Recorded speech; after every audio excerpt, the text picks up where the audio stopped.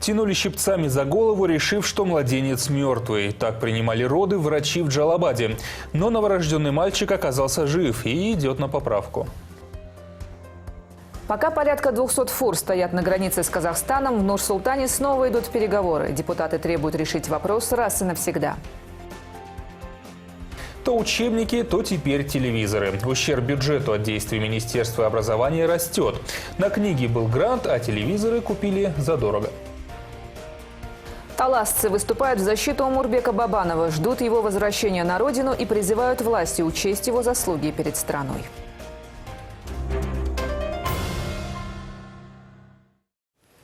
Эти и другие новости сегодня в эфире. Здравствуйте, в студии Айжан Казакбаева и Александр Крупнов. Добрый вечер. В следующем году страна отметит 10-ю годовщину Народной апрельской революции. Указ о проведении юбилейных мероприятий, посвященных апрельским событиям 2010 года, подписал Сооронбай Жээнбеков. Народная апрельская революция имела важное историческое значение в борьбе кыргызского народа за справедливость, отметил президент. Сильные духом сыновья нашего народа, высоко чтившие свободу и справедливость, жертвуя своей жизнью за установление истинного демократического строя в Кыргызстане, свергли тогда семейно-клановый режим, говорится в указе. Согласно документу, глава государства постановил образовать организационный комитет, утвердить план подготовки. Правительству рекомендовано решить финансовые и другие вопросы по реализации плана юбилея. Сообщается, что в оргкомитет, кроме чиновников, войдут представители общественных объединений апрельских героев, их родственники и пострадавшие. Переговоры идут, а результатов пока нет. Водители больших грузов продолжают ждать в очереди на контрольно-пропускных пунктах с Казахстаном. А между тем, еще со вчерашнего дня в Нур-Султане наши делегаты обсуждают этот вопрос. Их комментариев пока не последовало, зато в правительстве почти с уверенностью заявляют, что разрешиться ситуация должна со дня на день. А вот чиновники с казахской стороны сегодня дали некоторые разъяснения, подчеркнув, что главное требование – это соответствие документов и груза, который завозится из Кыргызстана. Однако, по их словам, с кыргызскими партнерами взаимопонимание имеется, и последние даже готовы провести посттаможенный аудит в тех компаниях, которые, вероятно, нарушают таможенный порядок ЕАЭС. Работу с кыргызскими перевозчиками уже провели. Как решается вопрос с провозом товаров, выясняла Анастасия Соболева. Накануне по просьбе премьер-министра Мухаммедкалыя Абылгазиева вопрос ситуации на кыргызско-казахской границе в парламенте обсуждали без прессы. А сегодня на заседании самого Кабмина его главе уже было что сказать открыто. Во-первых, он сообщил, что наши делегаты в Нур-Султане. А во-вторых, обещал, что ситуация на КПП должна решиться в течение 3 дней. Мы настаиваем, чтобы соглашения, подписанные в рамках Евразийского экономического союза, исполнялись. Я трижды провел переговоры с премьер-министром Республики Казахстан Аскаром Маминым. Далее делегация Кыргызской республики вела переговоры с казахскими коллегами, и мы достигли договоренностей, результаты которых мы должны увидеть в ближайшие дни. Мы будем добиваться исполнения соглашений. И тем, кто говорит о бездействии со стороны правительства, я хотел бы пояснить, что есть вопросы экономического характера, решение которых требует конструктивного и очень тщательного, обдуманного подхода. Напомним, в начале недели министр экономики Олег Панкратов трактовал действия Казахстана как нарушение соглашения о Евразийском экономическом союзе, заявив, что казахская сторона, можно сказать, ввела негласный таможенный контроль. А на границах стран-участниц Альянса нахождение фискальных органов недопустимо. Предложили отреагировать на происходящее отзывом наших представителей в Евразийской экономической комиссии. Сама же комиссия, сообщалось, должна изучить вопрос в ближайшее время и дать свое заключение. Заседание проходило в закрытом режиме. Мы получили информацию. И, честно говоря, та информация, которую дает нам правительство, она лично меня не удовлетворяет. Там даже есть такие моменты, что мы должны сейчас написать письмо в Евразии, что мы можем даже выйти из рамках Евразийского соглашения. Такие споры должны решаться по договору в Евразийском суде, который находится в Минске. Накануне в Нур-Султане в 5 часов по бишкекскому времени начались переговоры. К чему пришли, узнать у наших делегатов пока не представляется возможным. Зато исполняющий обязанности председателя комитета госдоходов Казахстана Куат Рахимов сегодня провел пресс-конференцию, где заявил, что ситуация на границе уже скоро решится. Требования у Казахстана такие. Груз в машине должен соответствовать тому, что написано в документах. По его словам, с 27 марта по 4 апреля неделе через контрольно-пропускные пункты прошли больше 1000 фур. 114 из них сразу же развернулись, отказавшись от проверки, так как в накладных имелись несоответствия. Как цитирует чиновника казахская пресса, если товары заезжают из Кыргызстана в Казахстан, то именно у них и должны быть оплачены налоги, ведь большая часть товара оседает на местных рынках. Мы провели 2 встречи с руководством таможенной службы Кыргызстана. Договорились о том, что будем все мероприятия, связанные с контрольными функциями, проводить совместно. Кыргызская сторона наши опасения в части того, что есть занижение стоимости и вероятность недостоверного декларирования, признала. Они проведут посттаможенный аудит у себя по тем компаниям в части нарушения таможенных правил. Мы приглашали коллег с Кыргызстана, чтобы они непосредственно проводили те же мероприятия на казахстанско-кыргызстанской границе. У нас есть полное взаимопонимание в данном вопросе. Последняя встреча у нас была накануне. Они информировали нас, что провели большую работу с перевозчиками, провели работу с людьми, которые занимаются поставкой груза на территорию Казахстана, на территорию России. Я думаю, что в целом ситуация, которая имеет место быть на казахстанско-кыргызстанской границе, в ближайшее время стабилизируется.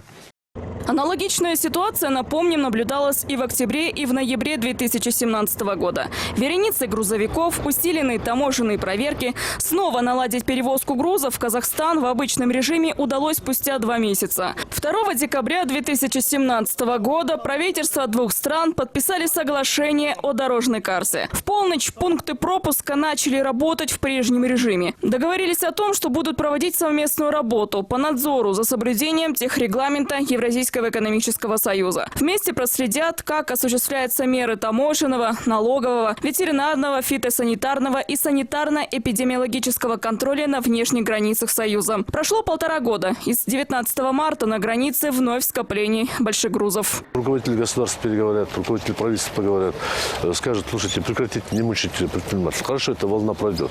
Пройдет какой-то момент. Поэтому, чтобы это избежать и на будущее избежать, мы должны все-таки проводить работу. Это будет неприятно, это будет болезненно. Нас будет, чиновников будут ругать, но без этого не пройдешь, потому что со временем в России такая же будет проблема. Впрочем, с тем, что условия соглашения о базовых принципах альянса были нарушены, в Казахстане не согласились. Как сказал Куат Рахимов, они всего лишь требуют полного соответствия документации имеющегося груза. Анастасия Соболева, Эрлан Кемельбеков, НТС.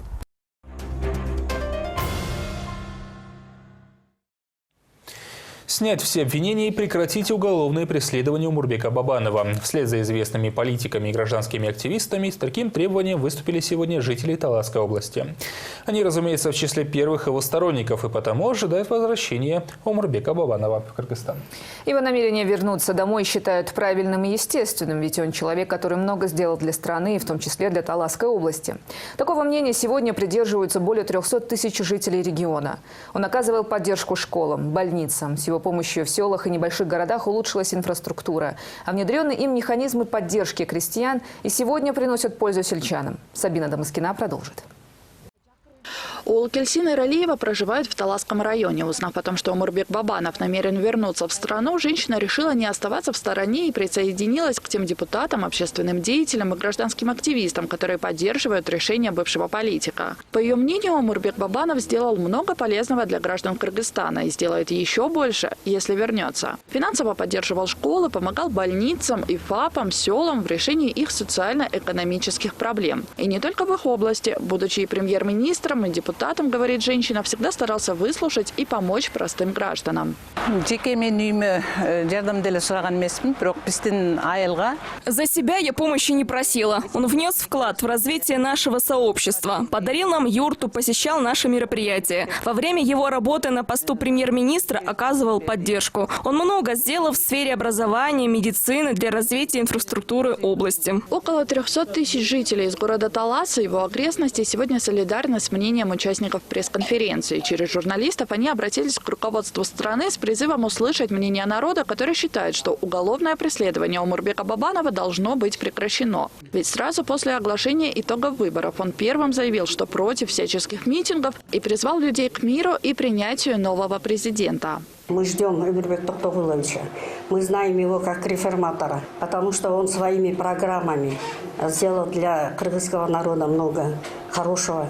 Мы знаем только его с хорошей стороны, потому что за ним стоит народ, 600 тысяч избирателей. Мы его избирали Мы за ним шли. Я считаю, что выступать перед народом – это не преступление. Омурбек Бабанов не сделал ничего, что навредило бы народу. У него не было намерения устраивать провокации. Он мирно принял итоги голосования. Он ушел из политики, уехал из страны, доказав этим, что не собирался и не собирается дестабилизировать обстановку. Мы нуждаемся в его приезду, чтобы он в дальнейшем работал у нас в Кыргызстане и совершал свои вот эти 15 программ.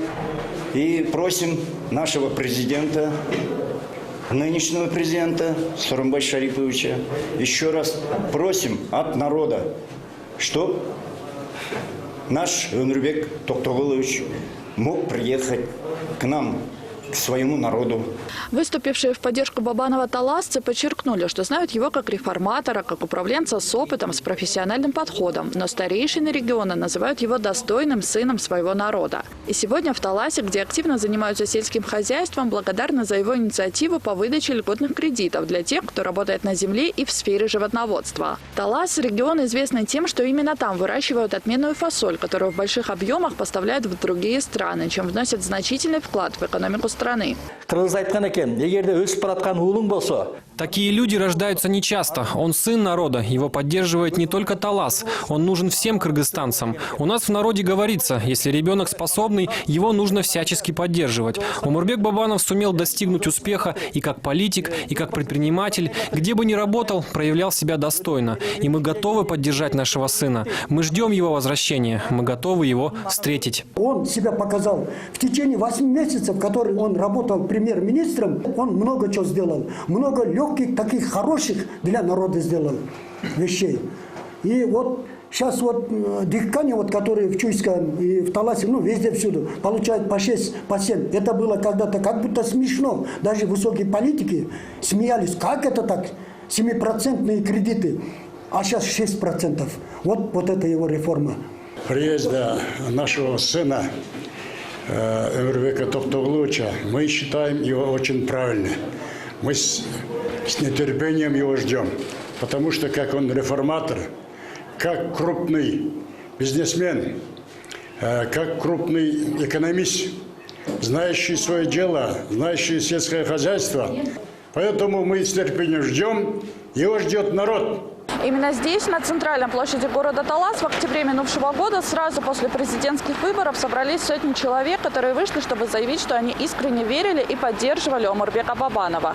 Их мнение не изменилось и спустя все это время. Они все так же видят в нем человека, который ратовал за свою страну, переживал за благополучие каждого отдельного ее жителя и того человека, который как настоящий патриот должен жить и работать на своей родине. Сабина Дамаскина, Владимир Кулбалдиев, НТС, Таласская область.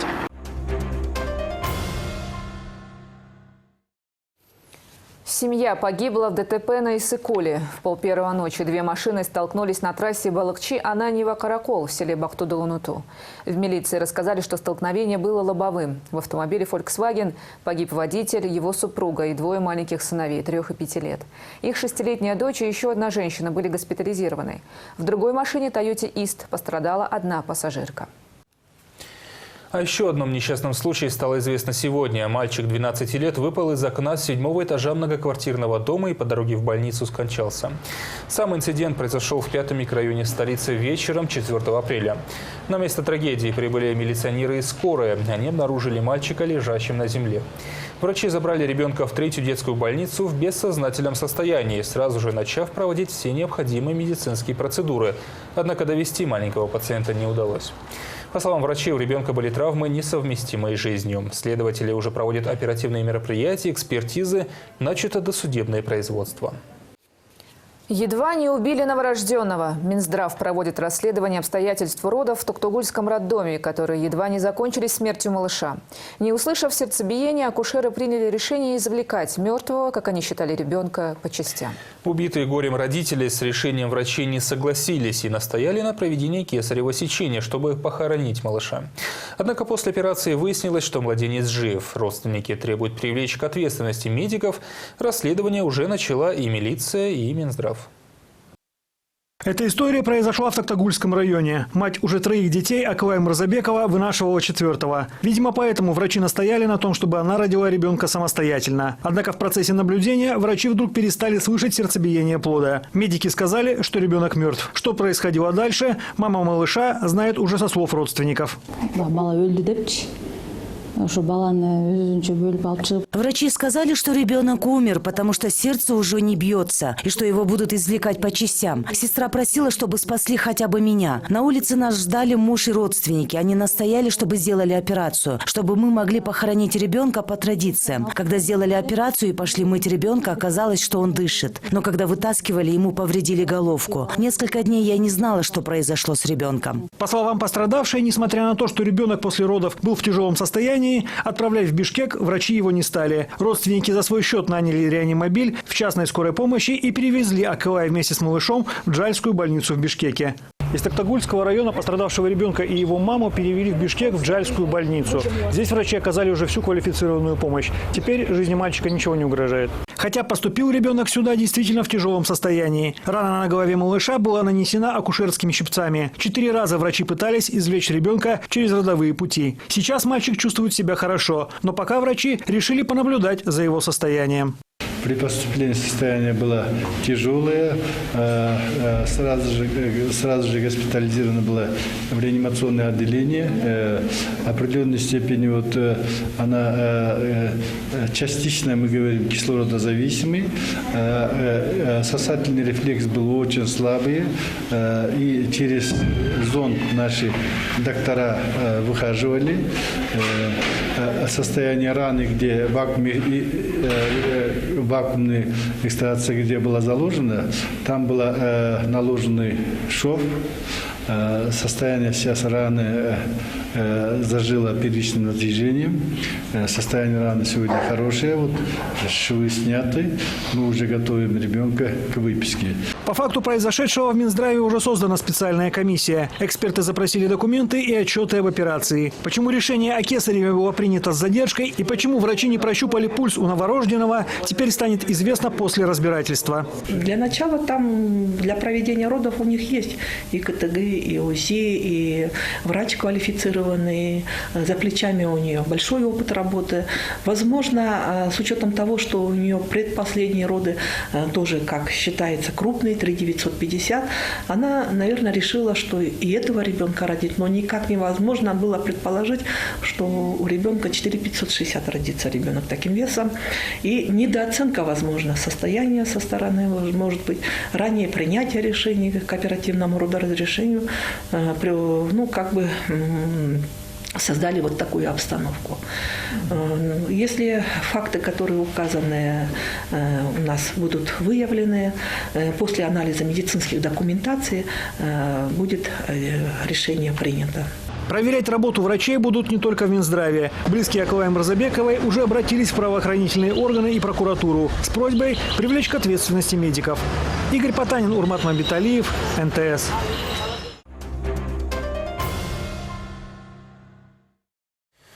Вице-премьер Денис Разаков намерен подать в суд на депутатов за то, что с трибуны парламента они открыто озвучили фейковую информацию, распространенную в СМИ, о его якобы сотрудничестве с таджикскими спецслужбами. Это случилось на заседании 20 марта, когда парламент вызвал Разакова дать им отчет о ситуации на кыргызско-таджикской границе. Депутаты дали понять, что ответы Разакова их не устроили, а лидер фракции Бирбол Алтынбек Сулайманов во всеуслышание задался вопросом, дескать, на стороне какого государства Денис Разаков. После чего обратился к ГКНБ с просьбой проверить информацию, опубликованную в СМИ. Депутаты поддержали его коллеги Мурад Элмадеминов и Рыскельды Момбеков. Правительство, отметим, сразу же опровергло возможной связи Разакова с таджикской разведкой. Позже такой же ответ дали и в ГКНБ. Несмотря на это, сам Денис Разаков заявил, что уже обратился в ГКНБ с заявлением на распространение в социальных сетях фейков о нем. И о своей готовности подать в суд на депутатов, чтобы отстоять свое достоинство и честь офицерского мундира. Вчера учебники, сегодня телевизоры. Не прошло и суток, как в отношении сотрудников Министерства образования и науки инициировали сразу 2 расследования, причем по разным мотивам. Если в первом случае должностные лица ведомства провели с нарушениями тендер на изготовление учебников по английскому языку и нанесли 13-миллионный ущерб государству, то во втором случае их подозревают в махинациях при покупке телевизоров. Закупив 1 телевизор за почти 19 тысяч сомов, в школы они доставляли их уже по цене 30 тысяч сомов. Разница в стоимости составила 47,5 миллионов сомов. Более того, в интересах поставщика необоснованно был продлен срок поставки. По 2 случаям началось досудебное производство. Не обошлась без скандала и такая безобидная, казалось бы, процедура, как печать школьных учебников. Генеральная прокуратура возбудила уголовное дело в отношении ряда сотрудников Министерства образования и науки. Как сообщается, 1 августа 2017 года в ведомстве провели конкурсные торги на тиражирование учебников по английскому языку для 5 классов. Тендер объявили за счет республиканского бюджета, тогда как Всемирный банк выделил на эти самые нужды $2 миллиона. В Минобразе, сообщает надзорный орган, к тому же необоснованно завысили стоимость услуг по тиражированию учебников и незаконно включили выплаты авторских гонораров 2 ОСО. При этом деньги им не выплатили. Неэффективное использование бюджетных средств составило в общем 13 миллионов сомов. В договорной стоимости на тиражирование необоснованно были включены выплаты авторских гонораров ОСО П и ОСО У. При этом указанными юридическими лицами гонорары авторам фактически не выплачивались, вследствие чего, за счет бюджетных средств поставщикам были излишне выплачены денежные средства. Одним из авторов этих самых учебников по английскому языку является Чинара Абдышева. Это был ее первый опыт по исполнению заказа правительства. Как рассказала учительница с 20-летним стажем, кроме нее над проектом работали еще 3. В общем, ушло полгода на то, чтобы подготовить книги. Предназначены они были для учеников 3, 4, 5, 6 классов с кыргызским, русским и узбекским языком обучения. После каждому из них выплатили обещанные гонорары. Сумму, ссылаясь на конфиденциальность информации, она не сказала. Эту книгу по английскому языку в том числе писала я. Я одна из авторов. 3 месяца мы работали только с Ольгой, моей коллегой. Через год присоединились остальные. Раньше планировалось проводить уроки по английскому языку только 2 часа в неделю, но позже добавили еще 3 часа. Так как в то время мы работали над книгами для 5-6 классов, мы не успевали. И поэтому 2 другим разработчикам пришлось работать над учебниками для 3-4 классов. Проблем с гонораром у нас не было. Как только мы закончили работу, нам выдали положенное. Имена сотрудников Министерства образования, которые злоупотребили своим должностным положением, не раскрываются, так как следствие только началось. Тем не менее, с выдвинутыми обвинениями в ведомстве не согласны. По их данным, тиражирование, как и планировалось, они собирались провести на деньги Всемирного банка. Но так как времени оставалось мало, им пришлось использовать бюджетные средства. На тот момент Всемирный банк не готов был нам поддержать это тиражирование издания. У них были такие сложные процедуры. Нужно было, раз поддерживает нас все общество, родительское общество, педагоги. Надо было, раз мы увеличили количество часов, раз надо было как-то уже и нормально, логично это все завершать. И поэтому из республиканского бюджета эти все учебники были изданы, и они были доставлены во все школы. А те деньги, которые Всемирный банк, были на эти деньги, они были спокойно направлены на другие учебники. Это технология, это информатика. Это не первый скандал в секторе образования. С учетом того, что нет-нет, да почти каждый тендер проходит с нарушениями, уже звучат предложения сотрудничать не с частными, а с государственными типографиями. Как выяснилось, в прошлом году типографию Учкун только 1 раз привлекали к печати школьных учебников. Ими было напечатано 80 тысяч экземпляров. С тех пор книги у них не заказывали. Тому есть причины, говорят в типографии, но скорее созданные искусственно.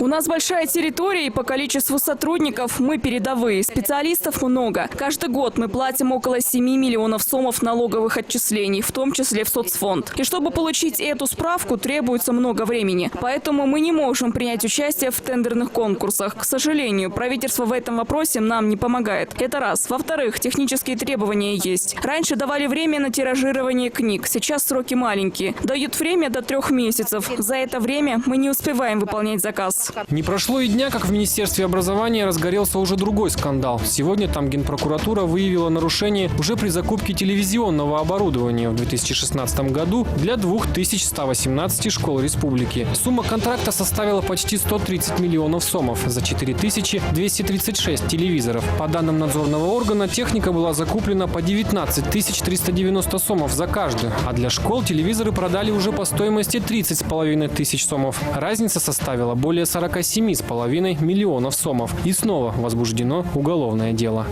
Алексей Немашкал, Нурзада Садыкбекова, Диас Сакимбаев, НТС. Вторая фаза проекта «Безопасный город» почти готова к подключению к системе Центра мониторинга ГОБДД. В представительстве радиоконцерна «Вега» в Бишкеке сообщили, что работы по установке 25 новых аппаратно-программных комплексов завершены. Камеры появятся на 14 рубежах автомобильных дорог в Бишкек-Туругарт и Бишкек-Чалдавар, а также на 9 перекрестках и 2 путепроводах столицы.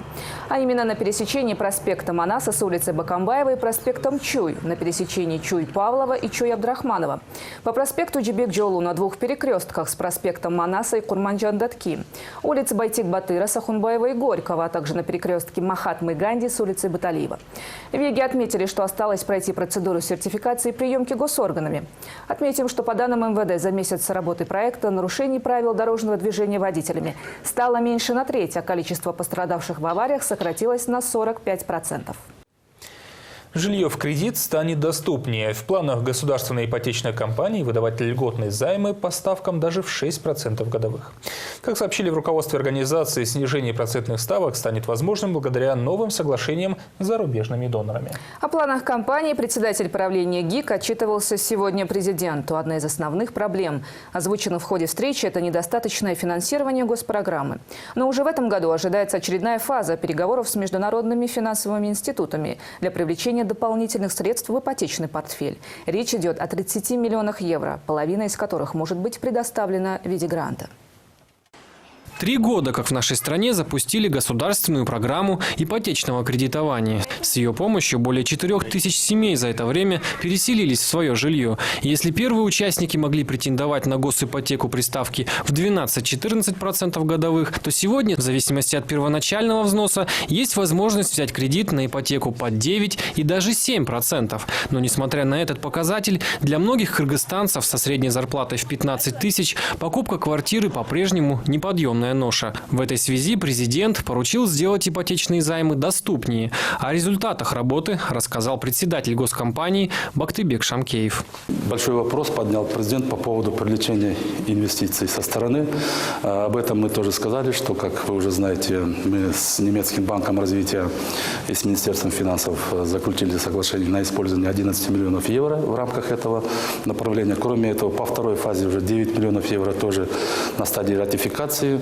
И в целом 20 миллионов евро будет направлено на поддержание ипотечного кредитования в Кыргызстане. Активная работа над поиском инвестиций для развития ипотечного кредитования республики ведется и по линии Всемирного и Азиатского банков. В отношении последнего у госипотечной компании большие планы на сотрудничество. Переговоры о финансовой поддержке уже ведутся. Не за горами подписание соглашения на 30 миллионов евро. Это порядка 2 миллиардов 355 миллионов сомов. Мы уже провели переговоры с Азиатским банком развития. Мы недавно получили от них письмо, что в мае-июне приедет специальная миссия, вторая миссия, которая проведет due diligence нашей компании, то есть оценку нашей компании. И по итогам этой оценки мы начнем готовить проект на 30 миллионов евро. В рамках этого проекта 15 миллионов евро будет в виде кредита выдано через Министерство финансов нашей компании, а 15 миллионов евро в виде гранта. Бюджет государственной компании пополняет и правительство. Суммы, конечно, не такие, как могут позволить себе международные партнеры, но деньги будут, заявляют в ГИК. Поэтому списки желающих обзавестись жильем с помощью льготного займа будут пополняться. На сегодня в очереди стоит порядка 3500. Ожидают одобрения комиссии еще около 700 работников бюджетных организаций. Именно для них пока и рассчитана эта программа. Можно взять взять кредит как на готовую квартиру, так и под индивидуальное строительство. В разработке еще один механизм в виде аренды с последующим выкупом. Общий ипотечный портфель на сегодняшний день составляет 4 миллиарда 600 миллионов сомов. Даже вот уже чуть больше мы выдаем. К сожалению, эти темпы у нас немного снизились, поскольку возможности бюджета ограничены, но на этот год предусмотрено 500 миллионов сомов. Мы сейчас в тесном контакте с правительством работаем над тем, чтобы эти 500 миллионов были выделены из бюджета. А кроме этого, президент дал поручение, чтобы мы дополнительно работали над тем, чтобы увеличить сумму бюджетной суды. Может быть, еще миллиард или 1,5 миллиарда сомов, чтобы обеспечить тех людей, которые у нас стоят в очереди. Благодаря привлечению дополнительных инвестиций, снижение годовой ставки по ипотеке ожидается до 6%. И это вполне реальная планка, уверены в компании. Выдавать кредиты на покупку жилья бюджетникам под 6% планируют начать ориентировочно с ноября. Алексей Немашкал, Нурбек Капаров, НТС. Богатые караваны, наследие истории, традиции и обычаи народов, населявших территории, по которым некогда пролегал Великий Шелковый путь. В музее имени Гапара Айтиева сегодня открылась интерактивная семейная выставка «Жибек Жолу». Участие в ней приняли представители посольств 15 стран. Чай, специи, рис, шелк, а также предметы роскоши. И это далеко не все товары, которые когда-то везли по шелковому пути, которые сегодня в рамках экспозиции могли наблюдать гости. Им также предложили поучаствовать в самых разных мастер-классах. Составить живую географическую пазл-карту из войлока или обучиться искусству проведения чайной церемонии, каллиграфии и изготовлению оригами. Выставка будет проходить более 20 дней. На ее открытии побывал Булат Исаев. География древнего Великого Шелкового пути и перспективы его развития в современном мире. Информация о биоразнообразии стран, расположенных по пути его следования, и культуре этносов их населяющих.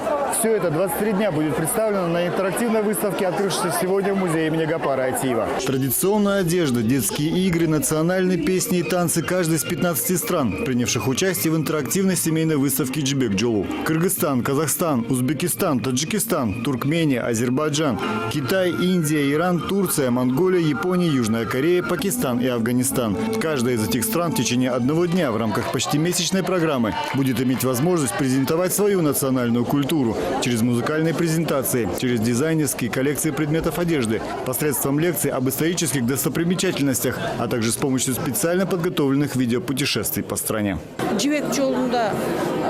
Главные товары, которые перевозили по шелковому пути, это, конечно, шелк, чай, специи. Каждая страна-участник представит различные рецепты приготовления с их использованием. Вот сейчас, кажется, там индийские музыканты играют. В течение всего времени, пока будет проходить выставка, каждый день будет посвящен культуре и традициям какой-то одной страны. На мастер-классах можно будет многому научиться, поиграть в национальные игры. Кроме того, сейчас мало кто ходит по музеям. Эти мероприятия мы хотим привлечь людей почаще ходить в музеи. Особенно это касается молодого поколения. Согласно историческим сведениям, торговые караваны по территории Кыргызстана проходили через древние города Суяб, Баласагын, Барскан, Ош и Узген. По мнению организаторов, узнавая историю и культуру стран и городов, через которые пролегал Великий Шелковый путь, подрастающее поколение научится большему взаимоуважению. Знание, в свою очередь, будет способствовать укреплению дружбы народностей и активному возрождению не только торговых связей, но и успешному сотрудничеству в области туризма и образования. Цели этой выставки очень, так сказать, высокие, потому что культура – это та часть, которая нас всех объединяет, потому что именно через культуру мы можем найти мосты друг к другу, построить диалоги. Основной зритель нашей выставки – это ребенок, чтобы он пришел на нашу выставку, ознакомился со странами, получил основную информацию. Потому что сейчас мир, можно сказать, не имеет границ. И поэтому ребенок может полететь куда угодно. И придя на нашу выставку, мы очень надеемся, что он выберет ту страну, которая ему нравится, с которой, может быть, дальше он свяжет свою будущую жизнь, обучится, вернется, принесет технологии, инновации этой страны в Кыргызстан. Я думаю, очень хорошо получилось. Интересно познакомиться с культурой Китая, Японии, Кореи и других стран, их национальной одежды, истории. Здесь и наша культура, наши особенности и ценности. Такой замечательный бар здесь представлен. Я думаю, нужно почаще проводить такие выставки. Очень интересно и много пользы они могут принести, особенно детям. Я узнала некоторые традиции, к примеру, Индии, Узбекистана, Таджикистана, познакомилась с традициями Казахстана, то, что они немножко похожи с нашими кыргызскими, и узнала очень много с с этого мероприятия.